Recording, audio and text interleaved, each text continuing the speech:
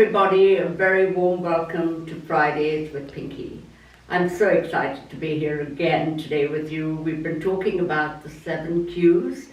The first week we spoke about IQ, EQ and LQ, the likability quotient. Last week we spoke about CQ, your communication quotient. And this week I'm going to be speaking about AQ, your attitude quotient. Attitude is so important. We all love meeting people with a positive attitude and surrounding ourselves with people like that. And I'm so lucky. I have a core team, Gemma, Alexis, and Imran, who have a wonderful positive attitude. But more than that, they have that can-do attitude. And if anything is really falling apart and we're worried about something not working with our key guests and organizing a big event, they always say, we'll make it work. It's always we can do it. And that's so reassuring. I think also part of positive attitude is having an abundance mentality. And there's a wonderful story of a Sufi saint, very little known Sufi saint, who came inside a city walls and settled down in a gulistan, which is a rose garden by the river. The next morning, the powerful Sufi ruler of that city sent a delegation with a message. And the message came in the form of a pitcher filled with milk to the brim. Really a signal to say there's no place for any rivals in this city. To which the wise Sufi saint took a few rose petals from the gulistan and sprinkled it on the milk and said, tell your ruler there's always room for fragrance. And I think that's what we need to have. All of us can be part of the narrative, and having an abundance mentality is hugely energizing for everyone around. Then we have the negative attitude, where you know people who the minute you tell them something and you're really excited about it, they actually say, oh, it can't be done, or, it's not going to work. They never have anything good to add to the conversation. And I think we need to stay away from people like that. Then we have a neutral attitude where people just sit on the fence and really don't commit themselves either way. And I guess you just put up with those kind of people and don't take much notice. And finally, we have the sicken attitude, which is even worse than negative, it's destructive. And those are people who have a lot of anger, frustration, who are bitter, and they actually really sap out all the energy from you. So it's really nice to keep away from people like that. But I think just with attitude is so important. You know how some people come in and they just light up a room, and there are others who come in and you kind of wish they weren't there. It's not that they're not good people, it's just that your energy doesn't resonate with theirs. So we need to really surround ourselves with people who are positive, who are full of sunshine and good things.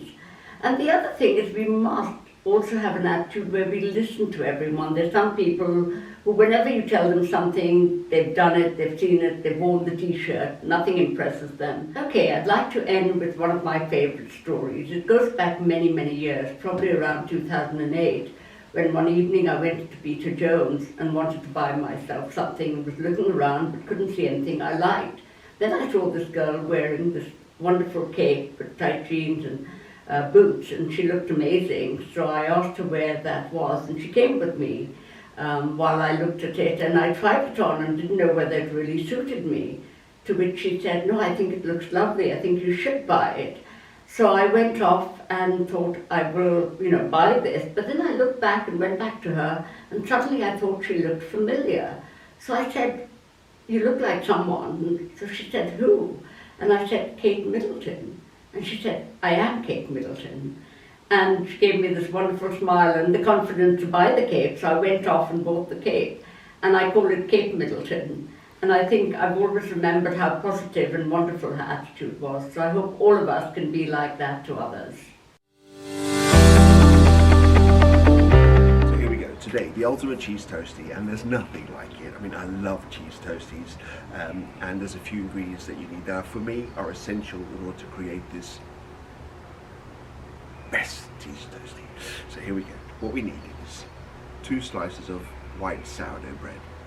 We need a little bit of butter. We need 2 types of cheese. Now the cheese part is really important, okay, because what you need a cheese that's going to give you a little bit of sweetness, Right, and now I'm using a younger Gouda cheese, probably been aged for about, if I look at this, about 3 months. If you can't get hold of a Gouda cheese, an Emmentaler is also very good, does the trick just perfectly. Then in contrast to that, what you're going to need is a nice powerful cheese. Now here I've got a mature block of cheddar, and that will really do the trick. An alternative for this is also, for example, a Gruyere or an aged Gouda, for example. And, Gouda has been aged for about 1.5 to 2 years, and that will really give your toastie a bit of oomph, which is what you want. So you're trying to find this balance, okay?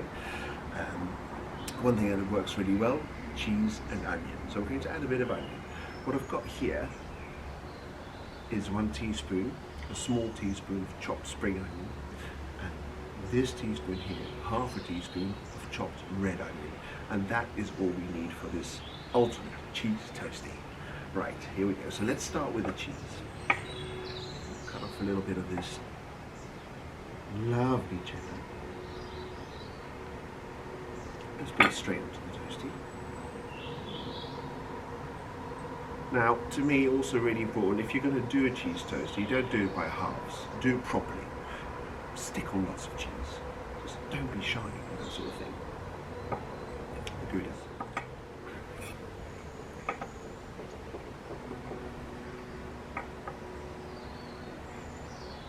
And cut a few slices.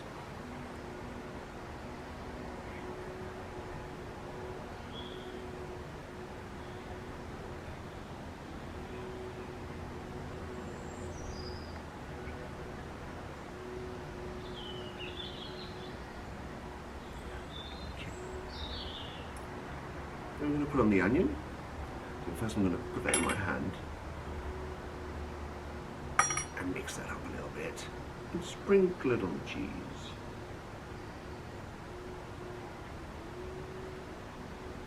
Close it up. Get your butter and butter it on the outside. Because you know that's going to make it look really nice and golden brown and give it a bit of extra crisp as well. Nice bit of butter on there. Flip it over.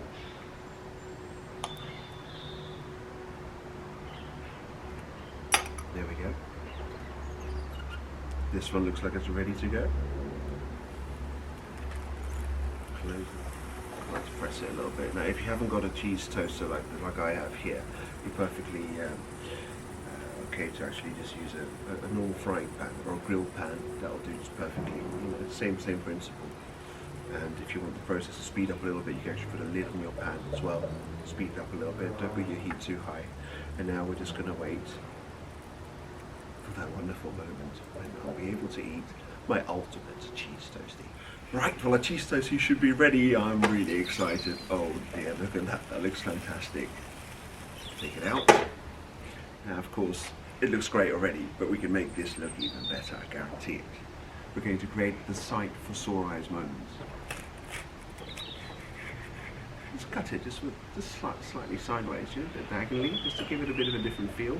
Then what I do, put my knife on it, press it down a little bit. Look at that. There you go. Oh, cheese coming out as well. And there's two. The ultimate cheese toastie. Bring it over to you. And here we go. A little bite. Oh,